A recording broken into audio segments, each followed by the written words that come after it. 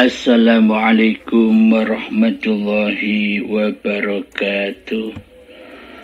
Bismillahirrahmanirrahim. Ashhadu an la ilaha illallah wa ashhadu anna Muhammadar Rasulullah. Allahumma salli ala Sayyidina Muhammad wa ala ali Sayyidina Muhammad. Rabbi israh li sadri wa yassir li amri wahlul 'uqdatam min lisani yafqahu qawli. Amin. Bismillahirrahmanirrahim. Pada pagi ini semoga kita semua selalu di dalam limpahan rahmat dan hidayah Allah.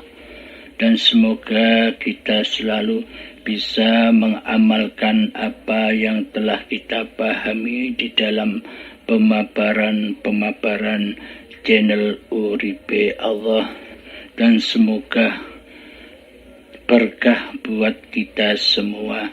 Amin ya rabbal alamin. Melanjutkan sifat wajibnya Allah dan sifat muhalnya Allah, yakni sifat wajib yang ke-11 sama dan yang ke-12 basar. Bismillahirrahmanirrahim. Laisa kamitslihi syai' wa huwas sami'ul basir. Tidak ada sesuatu pun yang serupa dengan Dia, dan Dialah Maha mendengar dan lagi Maha melihat. Shadaqallahul azim. Asy-Syura ayat 11. Bismillahirrahmanirrahim. Pendengaran dan penglihatan Allah. Selama ini secara tidak sadar di dalam hati kita, bukan Allah yang Maha mendengar dan yang Maha melihat. Selama ini kita meyakini di dalam hati kita bahwa sesungguhnya kitalah yang Maha melihat dan yang Maha mendengar. Bukan Allahnya yang Maha mendengar dan yang Maha melihat. Selama ini kita mengaji tentang babagan tauhid hanya sebatas pemahaman saja.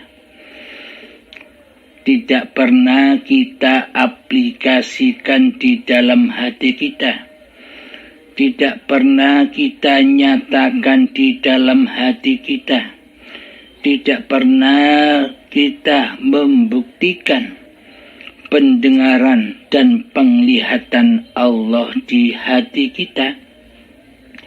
Karena memang selama ini kita menganggap Allah itu gaib, Allah itu tiada, Allah itu ora wujud, Allah itu ora hidup di hati kita. Karena selama ini kita terbelenggu dengan ayat laisa kamitslihi syai'un. Allah tidak seperti sesuatu apapun. Terkadang ketika kita memahami tentang laisa kamitslihi syai'un, bahwa tiada satu pun di alam ini yang menyerupai Allah, sehingga kita pun terbelenggu di dalamnya, seolah-olah Allah itu tidak ada, seolah-olah Allah itu tidak nampak, seolah-olah Allah itu tidak jelas, seolah-olah Allah itu tidak bisa menyaksikan apa-apa kecuali diri kita sendiri di hati kita. Belenggu laisa kamislihi syai'un itulah yang banyak, yang mayoritas membelenggu hati setiap manusia. Jika tidak seperti apa-apa, bagaimana manusia sanggup memikirkannya?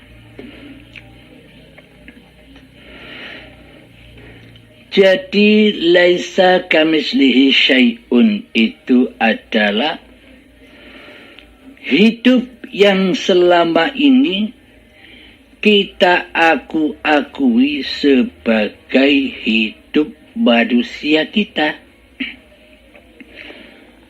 Bagaimana mungkin kita bisa mengenal yang laisa kamislihi syai'un, sementara yang laisa kamislihi syai'un, yakni hidup, sudah kita akui sebagai hidup manusia kita. Lalu bagaimana mungkin kita bisa menyaksikan pendengaran Allah jika hidup masih terakui oleh diri manusia kita? Pastilah pendengaran itu pun juga kita akui sebagai milik manusia kita. Bagaimana mungkin kita bisa menyaksikan penglihatan Allah di hati kita? Bagaimana mungkin kita bisa menyaksikan penglihatan Allah sementara yang jadi Tuhan di hati kita selama ini, yang bisa mendengar dan yang bisa melihat adalah diri manusia kita sendiri di hati kita? Maka muhalah bagi manusia bisa menyaksikan Tuhannya di hatinya, sementara yang disaksikan selama ini hanya Tuhan, hawa nafsunya sendiri di hatinya. Sementara yang kita saksikan selama ini hanyalah nama diri manusia kita di hati kita. Jadi secara tidak sadar kita selama ini menduduki seluruh sifat-sifatnya Allah sebagai sifat diri kita di hati kita. Coba kita ilustrasikan begini. Jika memang hidup ini adalah hidup manusia kita, coba Anda hayati, coba kita tafakuri bersama. Jadi hayatullah, jadi hidupnya Allah. Mohon maaf, jadi selama ini kita mengakui bahwa hidup ini adalah hidup manusia kita. Coba saya bertanya kepada Anda semua. Jika memang benar hidup ini adalah hidup manusia kita, mengapa kita tak pernah tahu bagaimana rupa hidup yang kita akui sebagai milik kita? Selama ini kita tak pernah tahu bagaimana wajahnya, bentuknya, hidup yang selama ini kita akui sebagai hidup manusia kita. Tentunya bila kita selama ini mengaku-ngaku bahwa hidup ini adalah hidup manusia kita, hidup milik kita, tentunya kita wajib tahu dong bagaimana rupanya, bagaimana bentuknya, bagaimana wajahnya hidup yang selama ini kita akui sebagai hidup manusia kita. Selama ini kan kita tidak tahu apa-apa. Yang kita tahu, kita hanya tahu bahwa diri kita ini hidup. Sementara kita tidak tahu bagaimana hidup itu. Nah, hidup itulah laisa kamislihi syai'un. Hidup itulah yang tidak seperti apa-apa dan yang tidak seperti siapa-siapa. Akan tetapi, yang tidak seperti apa-apa dan yang tidak seperti siapa-siapa itu bisa mewujudkan, bisa menciptakan segala apa-apa dan segala siapa-siapa, bahkan segala sesuatu diwujudkan, diadakan oleh yang tidak seperti apa-apa itu, yakni hayatullah.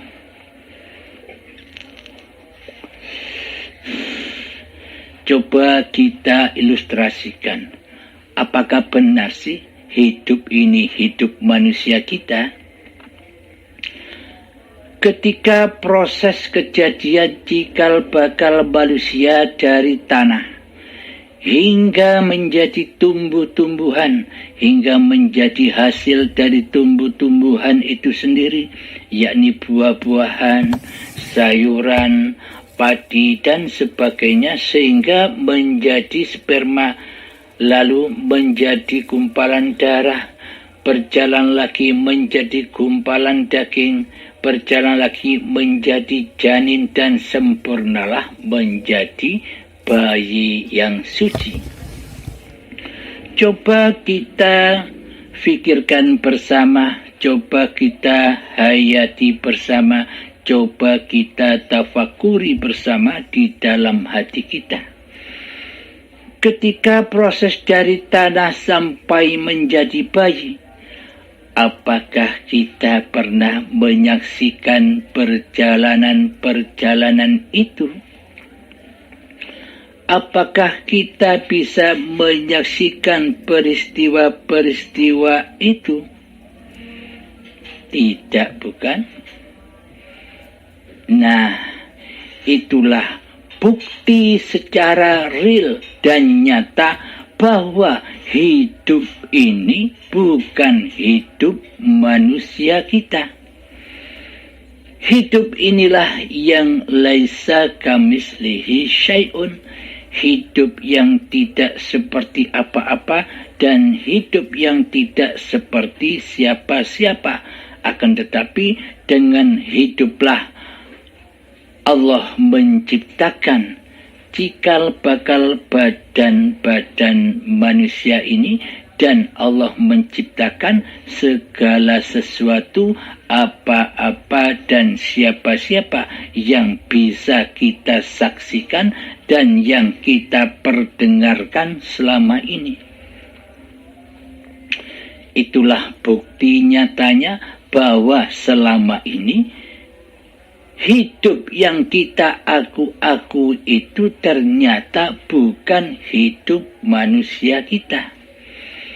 Jika memang hidup ini adalah hidup manusia kita, lalu mengapa kita tak pernah menyaksikan ketika hidup ini saat bersama tanah, saat bersama tumbuh-tumbuhan, saat bersama hayawan, saat bersama hasil dari tumbuhan, saat bersama hayawan itu ketika hayawan itu memakan rerumputan. Hayawan,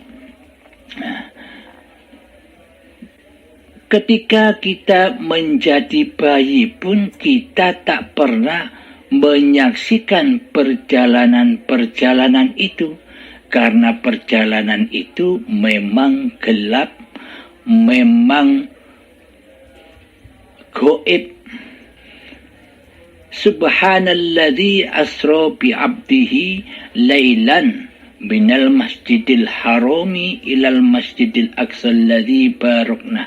Jadi perjalanan itu perjalanan yang malam, perjalanan yang gelap, perjalanan yang gaib bagi diri manusianya di hatinya selama ini.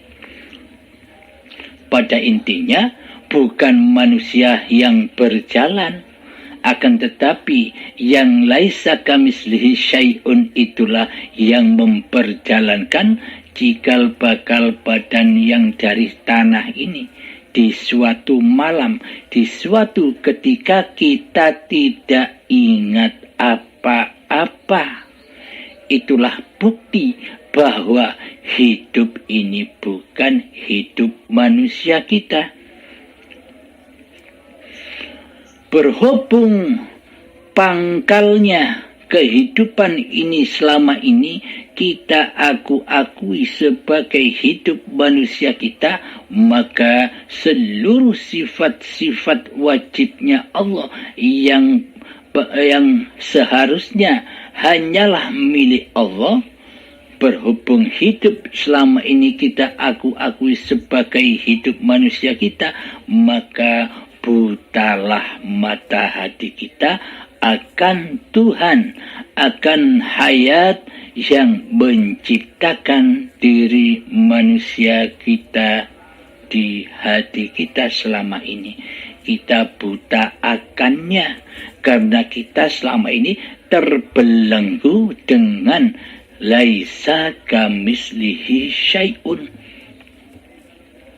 bahwa Allah itu tidak seperti sesuatu. Karena sesuatu itu telah mengaku-ngaku jadi Allah selama ini. Siapa sesuatu itu? Sesuatu itu adalah diri manusia kitalah yang selama ini ngaku-ngaku jadi Allah, tapi tidak disadarinya, tapi tidak terasa selama ini. Kitalah sebagai Tuhannya di alam semesta ini, di alam, di langit kita dan di bumi kita, seolah-olah kitalah sebagai penguasanya. Apakah langit manusia? Langit manusia itu adalah hidup yang selama ini diakui sebagai hidup manusianya. Itulah langit manusianya. Dan apakah bumi manusianya? Bumi manusianya adalah badan-badan inilah yang selama ini diakui badan milik manusianya.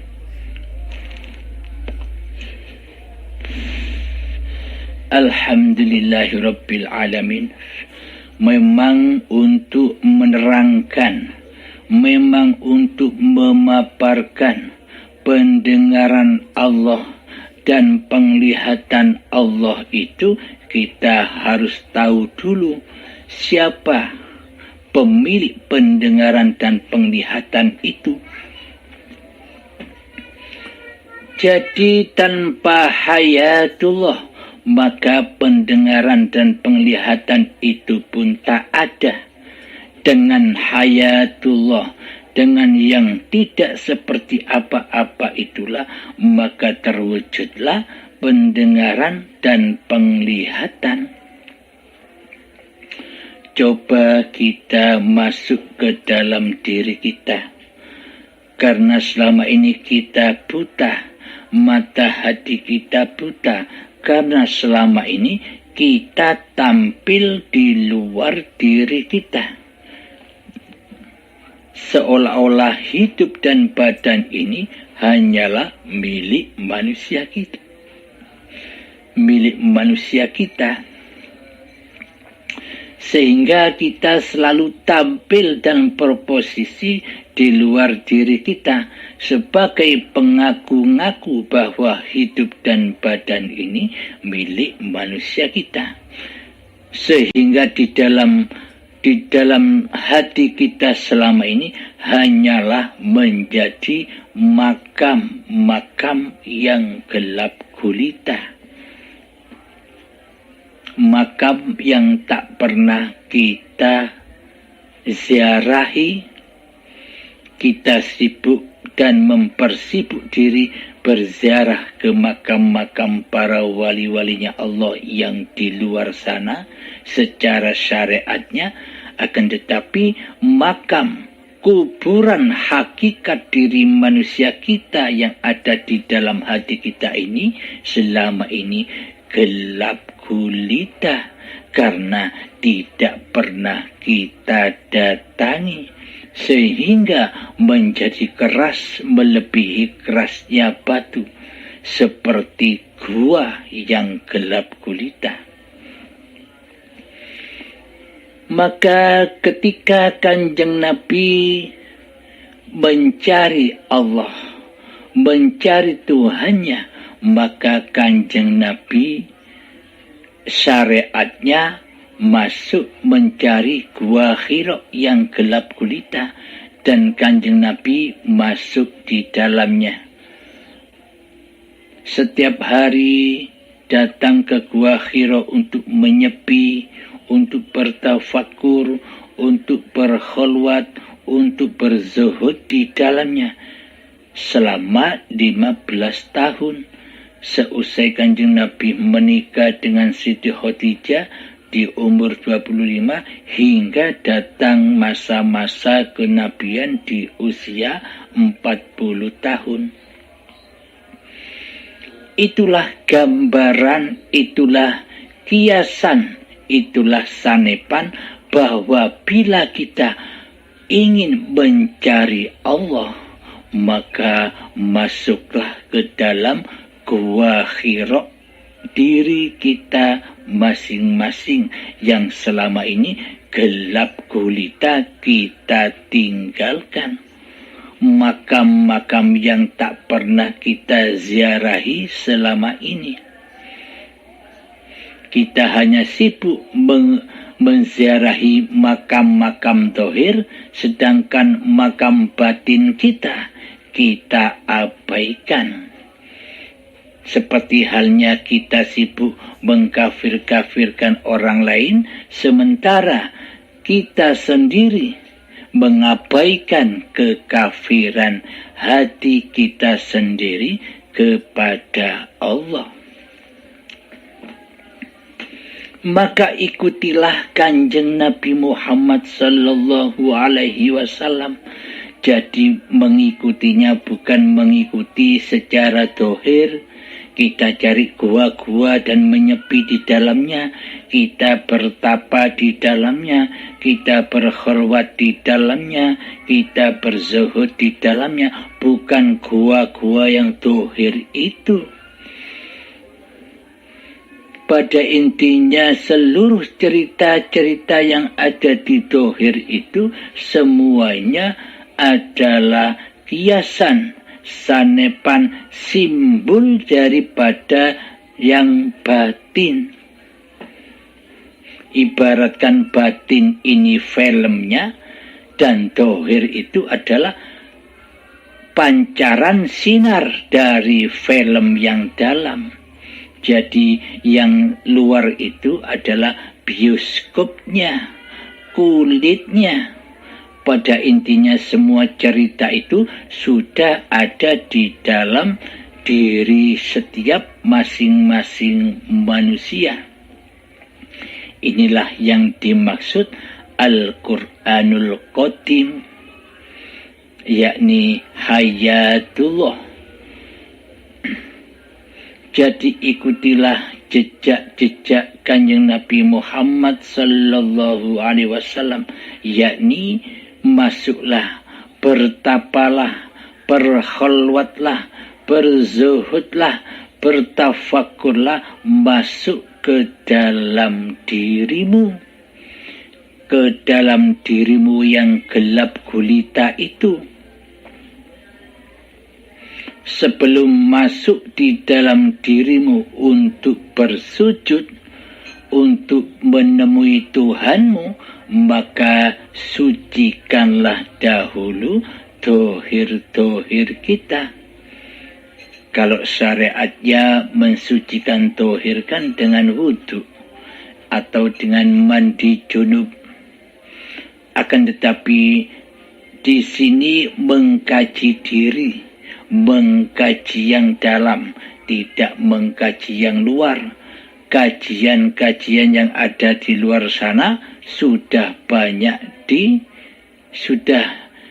sekian lama kita perdengarkan kajian-kajian syariat. Di paparan ini yang dibahas hanya kajian-kajian diri, yakni masuk ke dalam diri.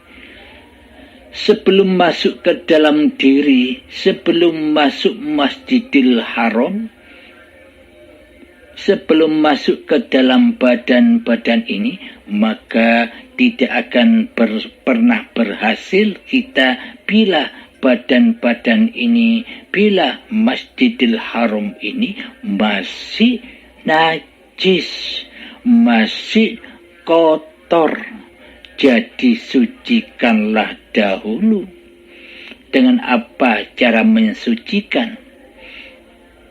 Meskipun dengan air wudhu, air selaut habis untuk wudhu, seumpama bila di dalam hati kita masih keluar di dalam posisi hati kita, yakni masih ada pengakuan-pengakuan bahwa yang wudhu ini manusianya, kuasa manusianya, meskipun air laut habis untuk berwudhu, ya sama saja, tiada hasilnya, badannya tetap kotor di sisi Allah.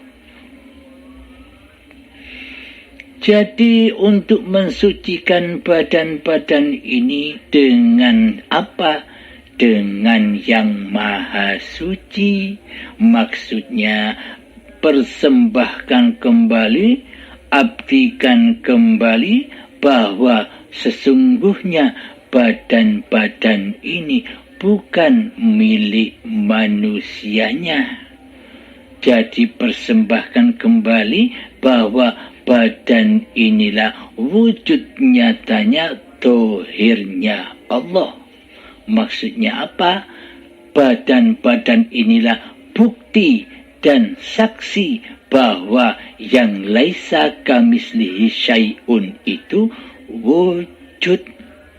Bahwa yang laisa kamislihi syai'un itu hidup. Apa tandanya? Badan-badan inilah tanda dohirnya Allah. Jadi sifat dohir batin itu bukan sifat manusianya. Manusianya tidak punya sifat apa-apa kecuali ketiadaan, kecuali hal yang tak dapat disebut. Kan yang menyebut manusia ini sebagai manusia kan bukan diri manusia. Yang menyebut manusia sebagai manusia kan Allah, kan hidup. Bila tak ada Allah, bila tak ada hidup, maka apakah ada yang menyatakan bahwa manusia ini adalah manusia? Jadi memang manusia itu tidak ada sesebutannya kecuali disebut dengan Tuhan pencipta diri manusia itu sendiri. Yang menyebut manusia adalah hidup. Yang menyebut bahwa badan ini manusia adalah penciptanya. Jika kita tak ada di dunia ini, jika kita tak hidup di dunia ini, jika kita tak bisa melihat di dunia ini, bila kita tak bisa mendengar di dunia ini, apakah mungkin kita bisa menyatakan bahwa diri badan ini adalah diri manusia kita? Tak mungkin. Jadi yang bisa menyebut manusia ini sebagai manusia, ya Allah sendiri, ya hidup itu sendiri yang menyebut-nyebut bahwa badan-badan ini adalah badan yang bernama manusia. Jadi sebelum masuk ke dalam diri, persembahkan lagi, sucikan kembali badan ini atas pengakuan-pengakuan bahwa badan ini milik manusianya. Jadi persembahkan kembali bahwa badan ini miliknya Allah.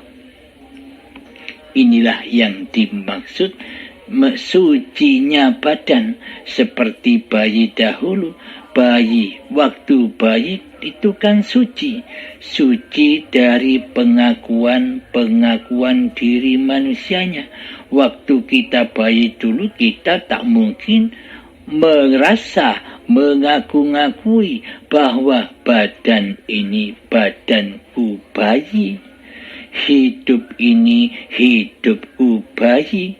Karena di dalam bayi kita belum dilahir. Secara syariatnya bayi sudah dilahirkan, akan tetapi kewujudan diri manusianya belum terlahir.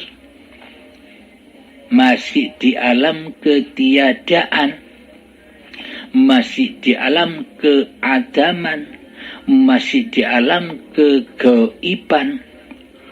Lalu kapan manusia didatangkan oleh Allah? Manusia didatangkan oleh Allah seperti layaknya Adam. Jadi manusia ini diciptakan oleh Allah seluruhnya sama persis seperti penciptaan Nabi Adam. Secara hakikatnya demikian. Akan tetapi secara syariatnya beda pengertiannya. Sedangkan Nabi Adam dulu dicipta langsung oleh Allah, sementara diri manusia kita seolah-olah bukan ciptaan Allah, seolah-olah kita ini ciptaan kedua orang tua kita, ciptaan ibu kita, seolah-olah demikian. Ya maklumlah, karena selama ini kita belum bertuhan, maka dari itu sebelum kita menjadi mu'allaf, sebelum kita masuk Islam di sisi Allah, maka wajib mengenal Allah dahulu, wajib mengenal sifat-sifatnya Allah dahulu, agar di dalam ketika kita bersyahadat bisa menyaksikan Allah, bisa menyaksikan Muhammad Rasulullah di dalam ketika kita menjadi mu'allaf nanti. Jadi keterangan-keterangan sifat wajib dan sifat muhalnya Allah ini bertujuan agar kita awwaluddin ma'rifatullah. Awal suatu agama wajib bermakrifat atau mengenal Allah. Jika tanpa kita mengenal Allah, mana mungkin kita disebut sudah beragama di sisi Allah. Sedangkan hakikat agama di sisi Allah itu mengenal Allah. Hanya itu.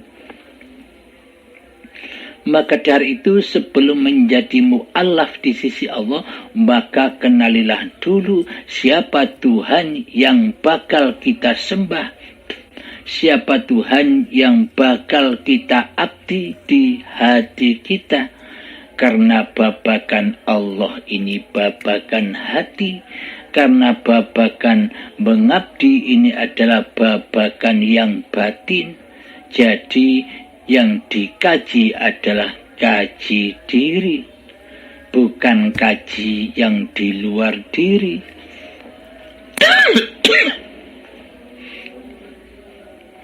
Karena hak Allah itu hanya menyaksikan hatimu daripada menyaksikan rupa dan hartamu, daripada menyaksikan ilmu dan amalmu, daripada menyaksikan nasab-nasab kemuliaanmu di sisi manusia.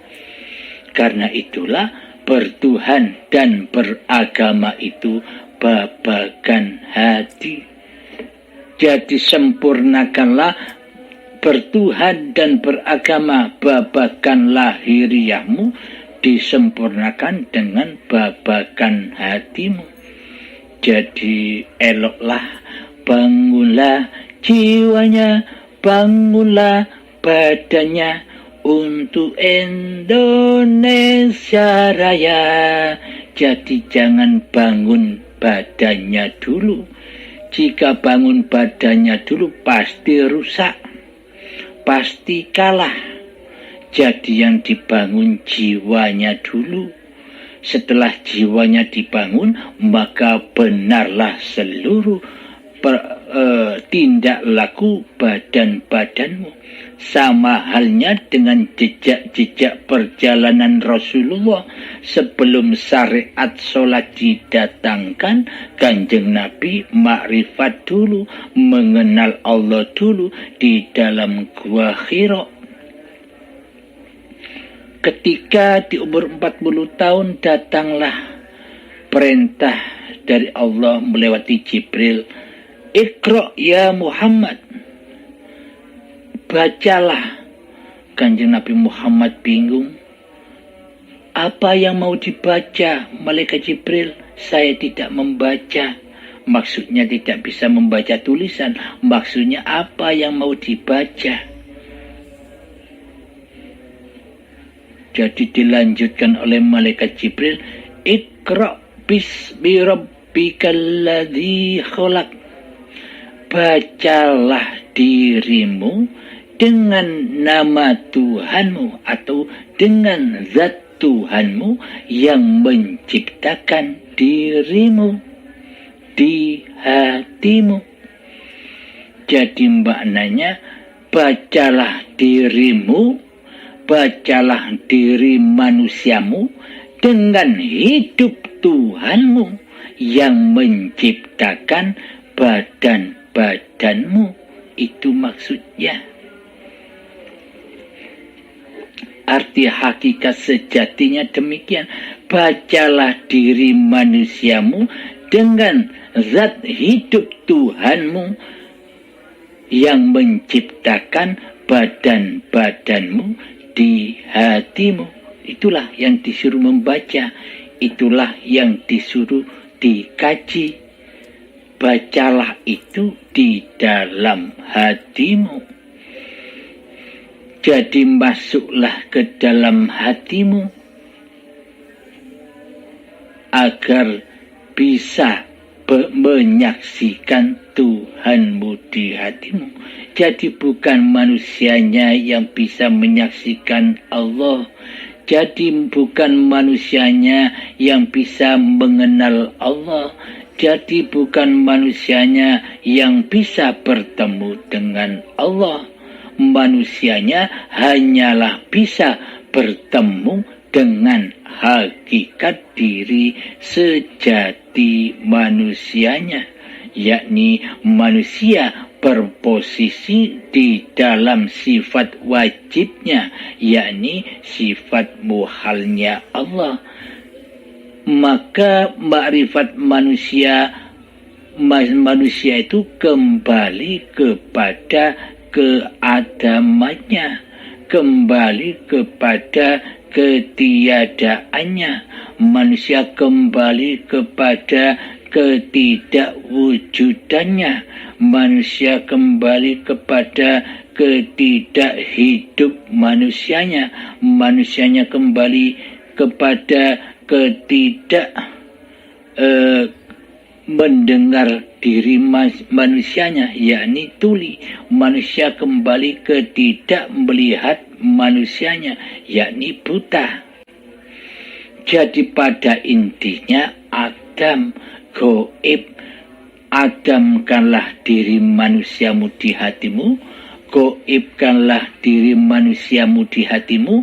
Maka setelah diri kita mati, diri kita goib, maka nyatalah Allah itu. Inilah yang dimaksud hari kebangkitan. Bangkitnya hayatullah, dari singgah sana hayatun nasnya. Selama ini kan kita mengaku-ngaku bahwa hidup ini hidup manusianya, sehingga komando apa yang diperintahkan hati seolah-olah komando dari manusianya, yang mendengar diri manusianya, yang melihat diri manusianya, yang ngapa-ngapain diri manusianya, yang hidup diri manusianya, yang wujud diri manusianya, sehingga manusia tidak mengenal Tuhannya. Karena selama ini yang jadi Tuhan adalah diri manusianya sendiri, maka disebutlah manusia yang demikian itu adalah setan yang terkutuk. Karena sesungguhnya setan-setan itu adalah musuh-musuhmu yang nyata. Siapakah yang nyata di hati kita? Allahkah atau malah diri manusia kita yang nyata di hati kita? Nah, diri kita itulah setan yang terkutuk selama ini, yang selalu di dalam hati kita selalu mensekutukan Allah dengan diri manusia kita di hati kita. Selama ini kita jadi setan iblis yang terkutuk, tapi tidak sadar. Inilah kenyataan musuh-musuh manusia, yakni setan iblis itu selalu membisikkan ke dalam hati manusia bahwa engkaulah yang mentuhani kehidupan ini fulan. Engkaulah yang kuasa untuk mengerjakan syariat-syariat fulan. Dari bangun tidur sampai tidur lagi, engkaulah yang mentuhani di dalamnya. Ketika engkau sholat, ketika engkau ibadah, engkaulah yang mentuhani di dalamnya. Engkaulah yang berkuasa bisa melakukan ibadah dan sholat itu fulan. Ketika fulan berzikir, engkaulah yang berzikir fulan, sehingga sang fulan tidak mengenal Tuhannya. Karena yang dituhankan di hatinya adalah setan-setan yang terkutuk, yang selalu mensekutukan Allah dengan diri manusia kita di hati kita. Maka tiadalah, maka gaiblah Allah bagi kita selama ini. Karena memang yang jadi Tuhan adalah manusianya selama ini. Di alam kejahiliaannya hati. Ketika kaum Quraisy sebelum kedatangan Islam, maka saat itulah masa-masa jahiliyah, seperti masa kita sendiri. Sama semua cerita-cerita yang ada di luar itu dengan yang ada di dalam diri. Karena cerita yang ada di luar itu aplikasi dari filmnya diri. Jika tak ada filmnya, maka cerita yang di luar itu tak ada. Karena diri kita ada, maka kita bisa menyaksikan film, bisa menyaksikan peristiwa-peristiwa bioskop yang ada di luar diri kita.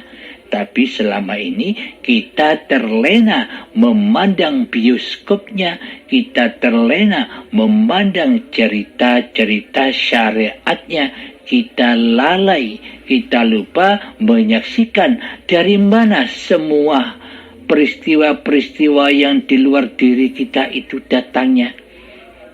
Jika bukan dari dalam diri kita, jika bukan dari hidup yang selama ini kita akui sebagai hidup manusia kita, Jika kita tak dihidupkan oleh Allah, jika kita tak diciptakan oleh Allah, apakah kita bisa menyaksikan kisah-kisah yang ada di luar diri itu, kisah-kisah syariat-syariat yang pernah kita perdengarkan?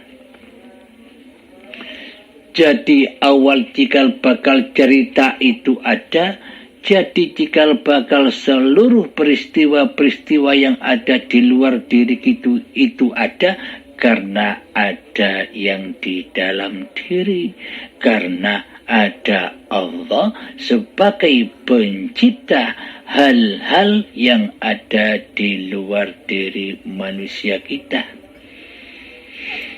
Jadi sesungguhnya hiduplah yang menyaksikan segala ciptaan-ciptaannya. Hiduplah yang bisa menyaksikan ayat-ayatnya. Bukan manusia kita yang bisa menyaksikan ayat-ayat Allah.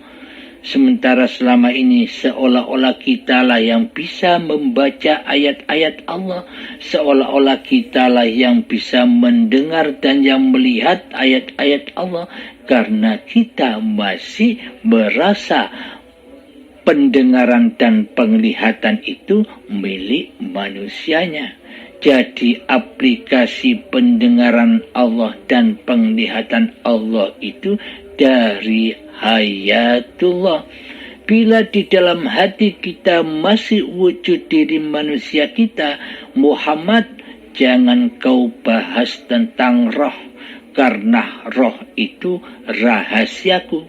Ini kiasan, ini sanepan, ini hanya simbol. Selagi di dalam hati kita masih mewujudkan Muhammadnya, jika di dalam hati kita masih mewujudkan nama diri manusia kita di hati kita, mana mungkin Allah akan wujud buat kita?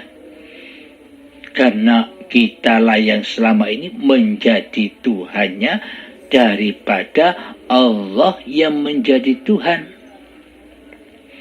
Maka kita tak akan pernah bisa mengenal Allah jika di dalam hati kita masih wujud nyata hidup Muhammadnya. Yakni siapa Muhammad itu sejatinya? Kalau yang di luar, kalau yang di syariat ya Muhammad bin Abdullah. Sementara yang dikaji ini di dalam diri, kaji diri. Siapa hakikat Muhammad diri manusia kita ini? Badan-badan yang dari tanah inilah Abdullah, hamba Allah. Badan inilah yang dimaksud utusan Allah. Badan inilah yang dimaksud Muhammad Rasulullah. Badan-badan yang diutus sejak dari tanah, diutus berjalan sampai menjadi bayi hingga saat ini. Di dalam keadaan kita saat ini, diutus mendengar, diutus melihat, diutus bertafakur, diutus bersyukur, diutus sholat, diutus ibadah, diutus mandi, diutus bekerja, diutus memasak di dapur, diutus berkorban. Kebetulan sebentar lagi hari raya Idul Adha. Bagi Anda yang punya rezeki, silahkan membeli seekor kambing atau sapi sesuai kemampuan Anda sebagai tanda bukti untuk mengaplikasikan syariat-syariat yang Anda lakukan selama ini agar mudah, agar bisa memahami apa makna berkorban itu secara hakikatnya. Memang untuk berjalan menuju Allah ini banyak ujian-ujiannya. Ujiannya ya dunia. Selama ini kan kita yang kita cintai di dalam hati kita kan dunia, harta. Maka dari itu diuji kita dengan harta. relakah harta Anda ditukar dengan Allah, ditukar dengan baiat? Saya rasa Anda tak mampu tanpa kehendak Allah. Jadi manusianya tak mampu tanpa kehendak Allah. Jika masih ada kehendak manusianya di hatinya, pasti sayang kepada hartanya, pasti sayang kepada apa-apa yang dimilikinya, yang diperjuangkannya selama ini. Karena yang merasa berjuang adalah diri manusianya.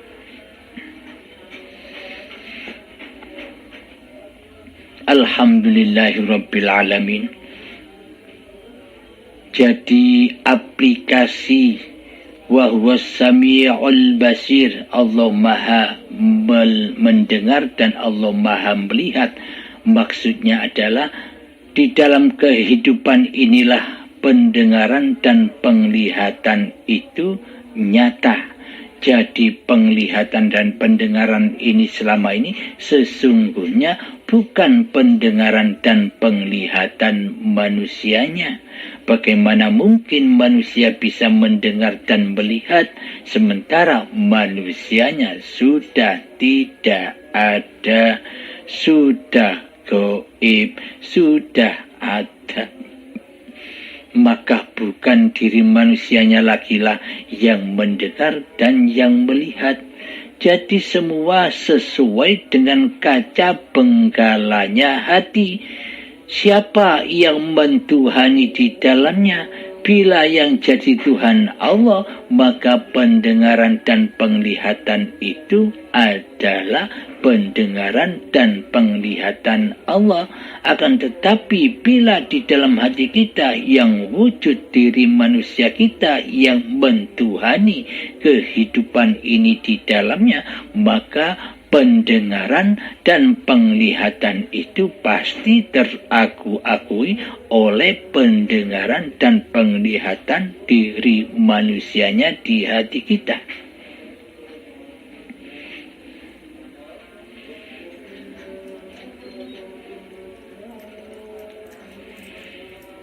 Jadi pada intinya aplikasi pendengaran Allah dan penglihatan Allah itu teraplikasi berpulang kembali kepada hayatullah, bukan hayatun nas. Karena bila manusianya masih ada, karena bila manusianya masih wujud, maka manusia takkan pernah bisa menyaksikan Tuhannya. Karena bila manusia masih nyata, bila manusianya masih wujud, manusia takkan pernah bisa mengabdi dan menyembah kepada Tuhannya. Karena selama ini yang jadi Tuhan manusianya. Karena yang selama ini menjadi penguasa adalah hawa nafsunya. Hawa nafsu itulah hakikat neraka. Hawa nafsu itulah hakikat siksa kubur, alam kubur, alam yang gelap, alam yang panas. Jadi panasnya neraka dan siksa kubur itu tidak pernah bisa dibayang-bayangkan oleh manusianya. Takkan mampu manusia membayang-bayangkan itu. Karena selama ini yang bisa dirasakan manusia hanyalah angan-angannya saja. Jadi manusia menggambarkan angan-angannya siksa kubur, neraka, hingga divideokan seperti di YouTube itu. Semua itu angan-angan manusianya, bukan hakikatnya. Hakikatnya siksa kubur, alam kubur, dan alam neraka itu hanya Allah yang tahu. Dan bagi orang-orang yang dikehendaki oleh Tuhannya. Jadi bukan kehendak manusia lagi, akan tetapi sudah kehendak Tuhannya jika kehidupan ini sudah berpulang lagi kepada hayatullah. Jadi sesungguhnya yang tahu ya Allah sendiri, yang mendengar ya Allah sendiri, yang melihat ya Allah sendiri. Lawannya manusia itu buta dan tuli. Sesungguhnya jika manusianya masih bisa mendengar dan melihat, maka nyatalah bahwa selama ini manusianya lah yang mentuhani kehidupan diri manusianya. Namun jika manusianya sudah buta dan tuli pendengarannya, buta penglihatannya, karena yang bisa melihat dan yang bisa mendengar hanyalah Allah, itulah yang dinamakan hamba-hamba yang mengabdi. Wa ma khalaqtul jinna wal insa illa liya'budun. Tidak kuciptakan jin dan manusia hanyalah untuk mengabdi kepadaku, hanyalah untuk menyaksikan kehidupanku, kata Allah, hanyalah untuk menyaksikan kekuasaanku, kata Allah, hanyalah untuk menyaksikan kehendak, daya upaya dan ikhtiarku, kata Allah, hanyalah untuk menyaksikan kasih dan sayangku, kata Allah, hanyalah untuk menyaksikan kemaha pembimbinganku, kata Allah. Akulah yang membimbing kalian, akulah yang memperjalankan kalian dari tanah hingga menjadi bayi sampai saat ini hingga kelak menjadi tanah lagi. Jadi sesungguhnya yang bergelar di alam semesta ini ya Allah sendiri, bukan manusianya. Manusianya hanyalah wayang-wayang yang mati yang hanya diperjalankan atau dihidupkan oleh hayatullah. Inilah hakikat sang wayang, hanyalah sebuah gelar dan nama saja. Pelakunya adalah sang dalang, pelakunya adalah sang hayatullah. Alhamdulillahirabbil alamin. Inilah sedikit pembahasan tentang sifat wajibnya Allah yang nomor 11 dan yang nomor 12, yakni sama dan basor. Sama dan basor lawannya tuli dan buta. Jadi manusianya harus tuli dan manusianya harus buta agar yang melihat, agar yang mendengar hanyalah Allah subhanahu wa ta'ala. Semoga saya dan semoga kita semua selalu dipahamkan oleh Allah subhanahu wa ta'ala agar nanti ketika kita memasuki gerbang menjadi mu'alaf, kita benar-benar bisa bersahadat kepada Allah, bisa menyaksikan Allah subhanahu wa ta'ala sebagai Tuhan pencipta manusianya dan sebagai Tuhan pencipta alam semesta ini. Alhamdulillahirabbil alamin, wabillahi taufiq wal hidayah. Akhirul kalam, assalamualaikum warahmatullahi wabarakatuh.